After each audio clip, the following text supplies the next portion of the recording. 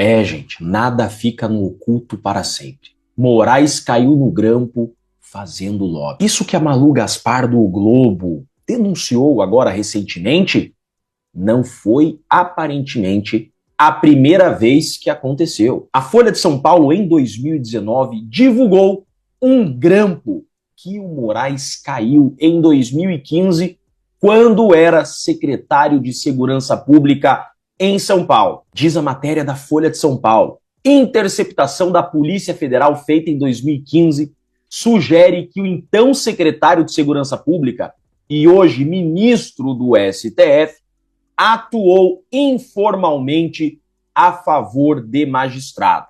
Vejam só, a Malu Gaspar, agora no dia 22 de dezembro, divulgou, em tese, um crime de advocacia administrativa, que é se utilizar da função pública, dessa toga, para satisfazer interesses particulares perante a administração pública.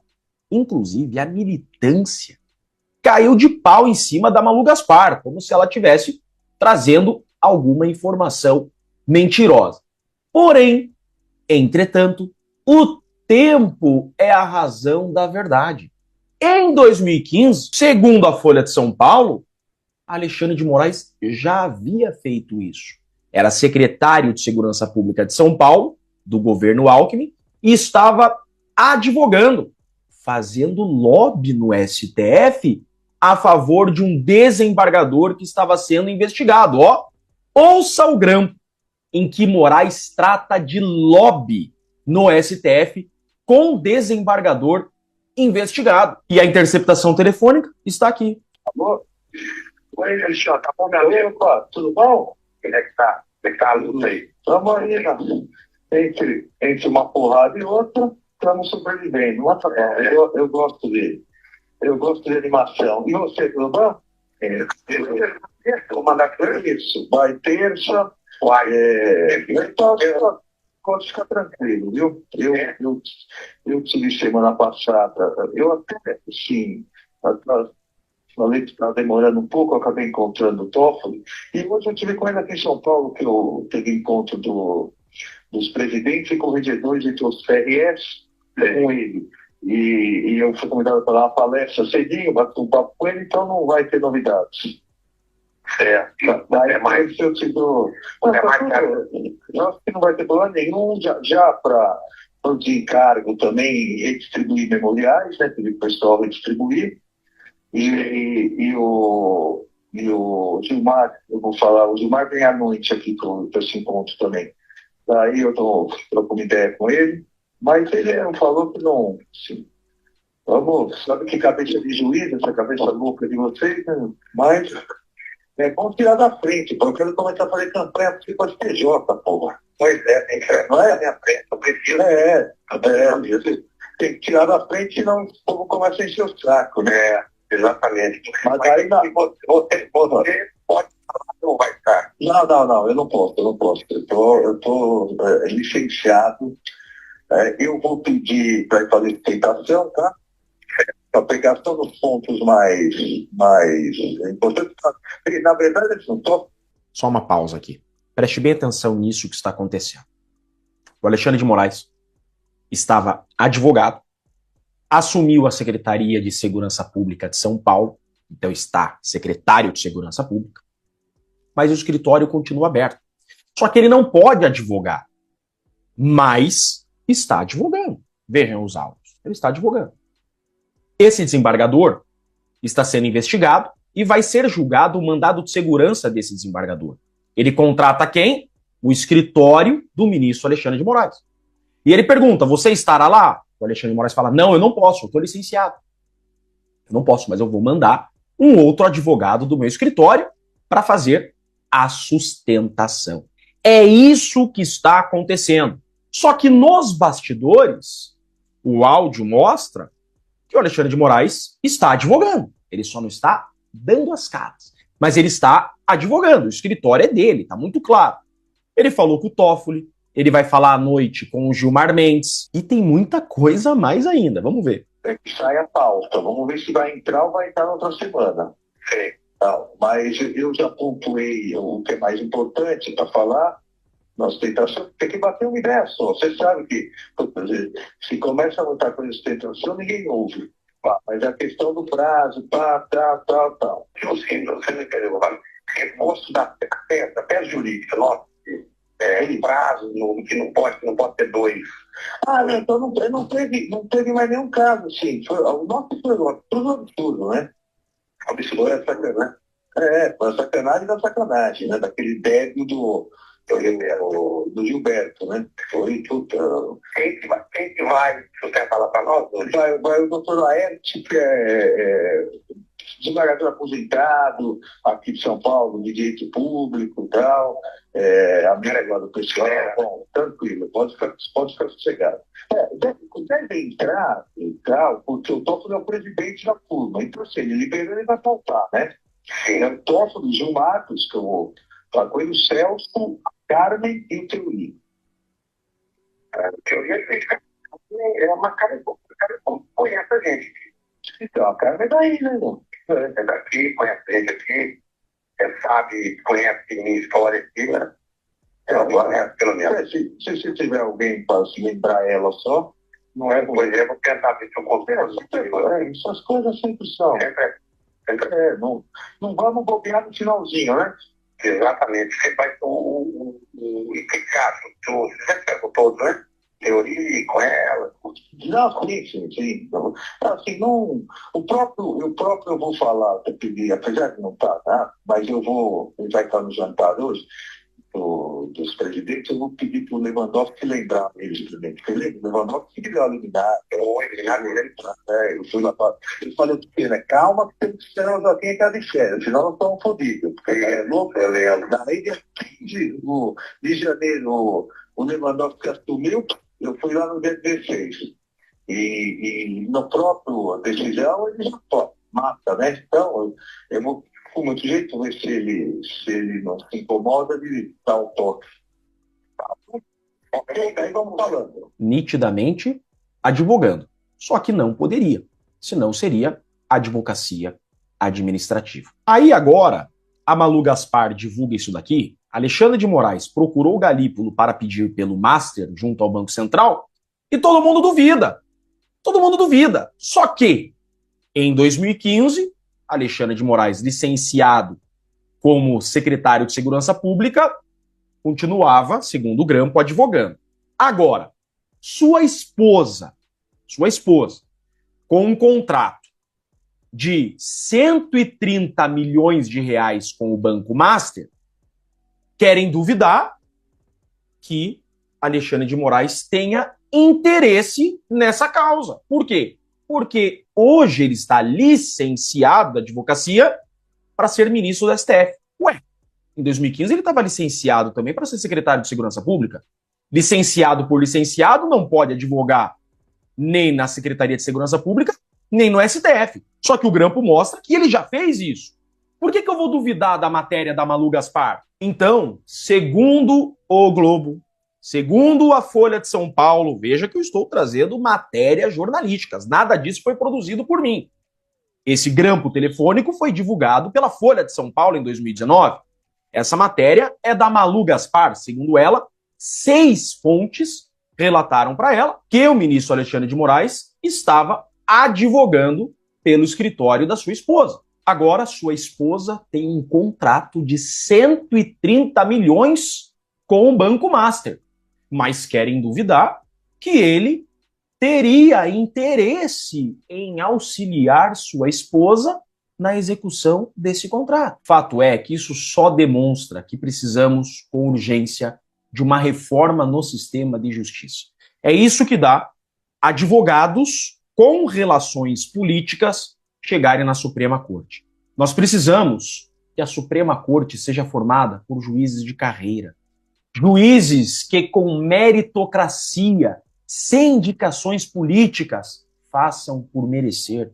Precisamos que a política se afaste por completo do poder judiciário. Senão, veremos reiteradamente situações como essa. Então vejam, não é a primeira vez que a imprensa divulga um envolvimento de lobby por parte de Alexandre de Moraes. Deixando bem claro, foi o Globo e a Folha de São Paulo que divulgaram isso daí.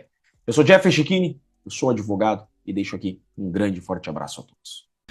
Nas primeiras 48 horas de 2026, a Gestapo do Alexandre de Moraes já volta ativa a todo vapor. Olha, é impressionante a eficiência deste homem. Mesmo estando em Dubai com a sua esposa, curtindo ali as férias e viajando pelo mundo, ele conseguiu em 48 horas mandar Bolsonaro de volta para a prisão, mesmo tendo todos os laudos, as provas de que ele não poderia estar mais em prisão, que ele deveria ser mandado para uma prisão domiciliar para ter cuidados médicos, que está correndo sérios riscos na sua saúde. Alexandre de Moraes conseguiu em 48 horas mandar Bolsonaro de volta para a prisão, mesmo depois de ter feito uma cirurgia com 70 anos de idade, parando de respirar 500 vezes numa noite, e manda prender o Felipe Martins de novo.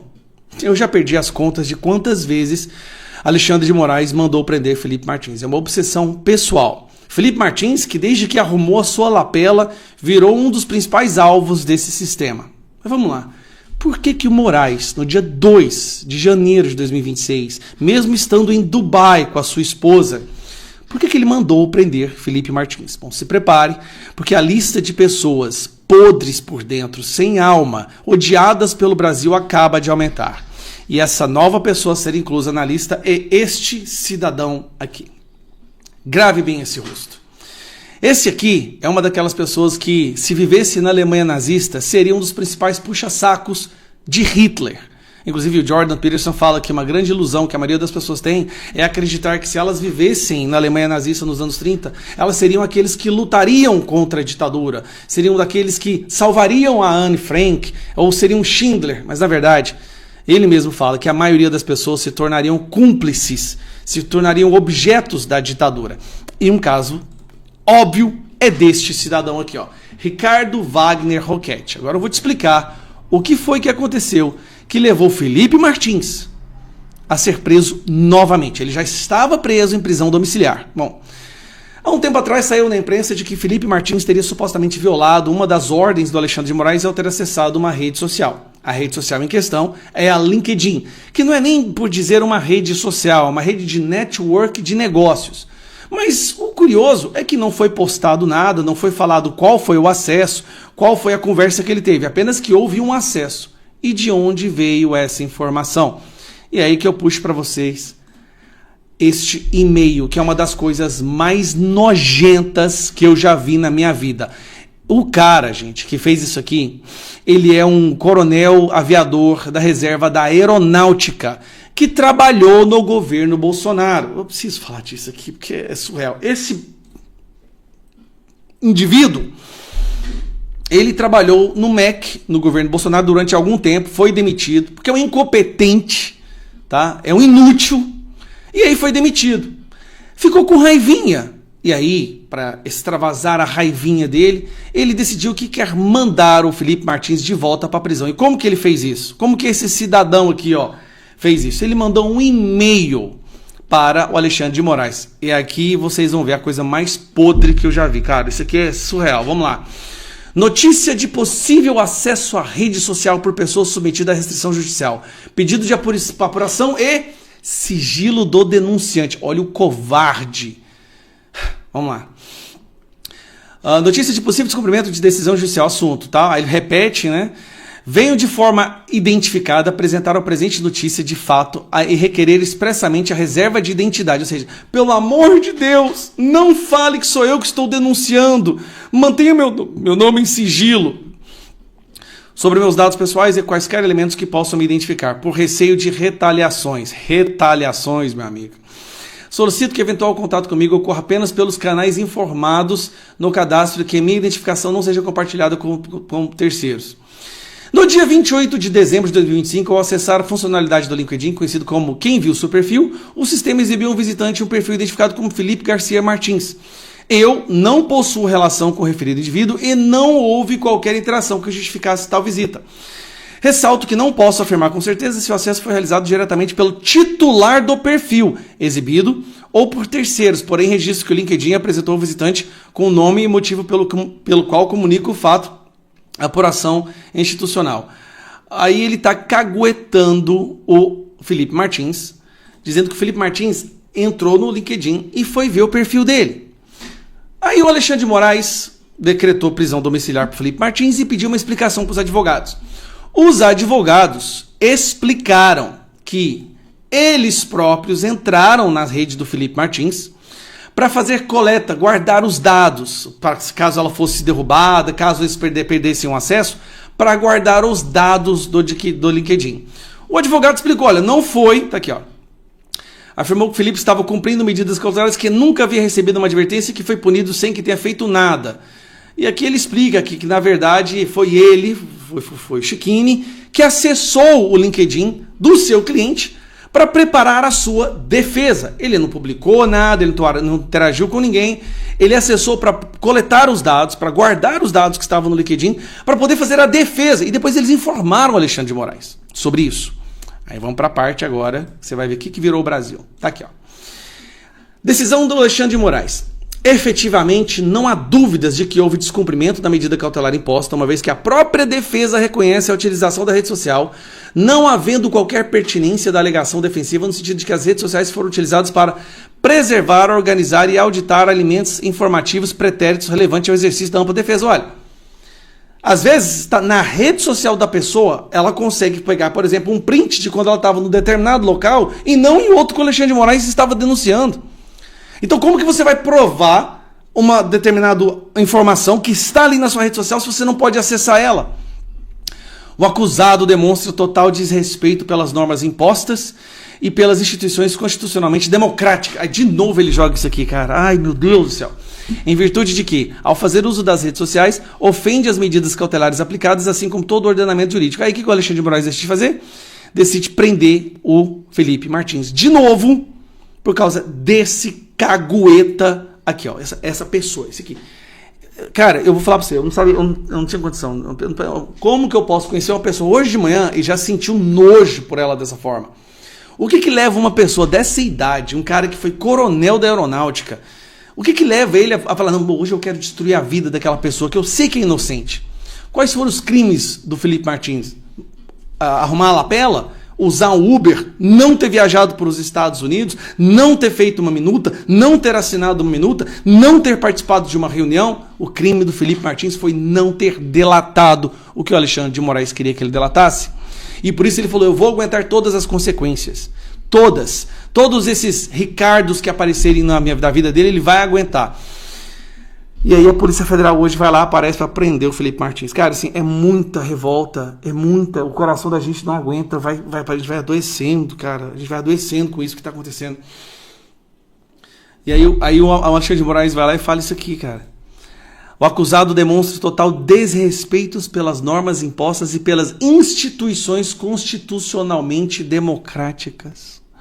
O Alexandre de Moraes, o cara que está tendo, que até agora não respondeu, o contrato da esposa dele de 129 milhões. Que agora surgiu na internet a conversa dele fazendo lobby pro desembargador lá, que tinha aquela funcionária fantasma em 2015.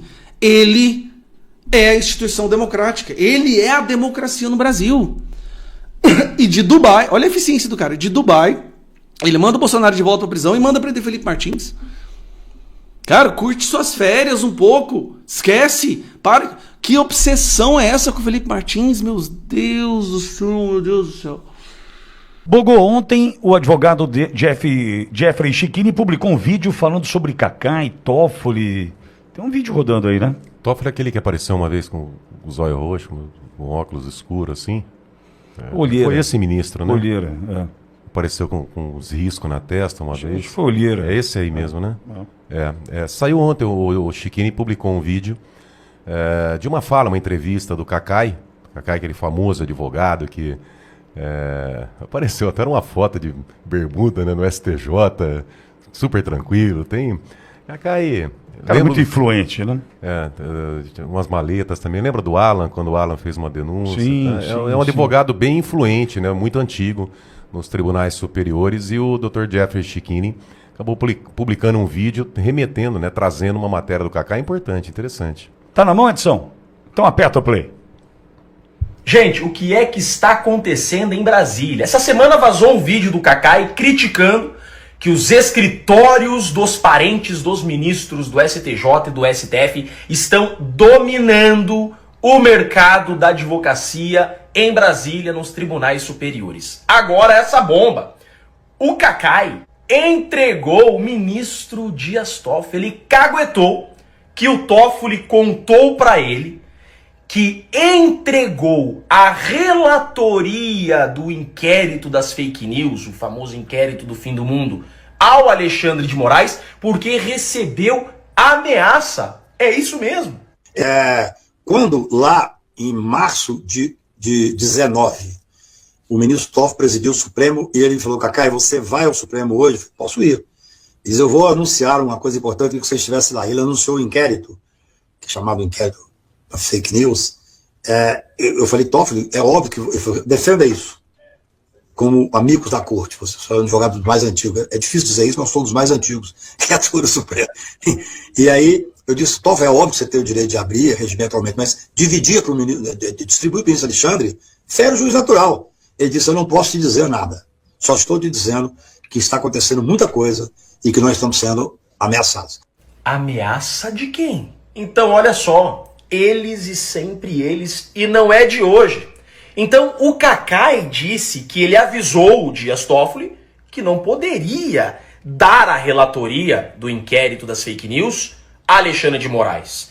Isso depende de um sorteio, mas por ameaça ele foi obrigado a dar o inquérito das fake news a Alexandre de Moraes. Lembrando, esse inquérito das fake news, nunca esqueçam disso, é o motivo pelo qual todos os casos, desde 2019 para cá, estão no STF. Sim, a farsa da trama golpista está no STF porque eles usam como base o inquérito das fake news.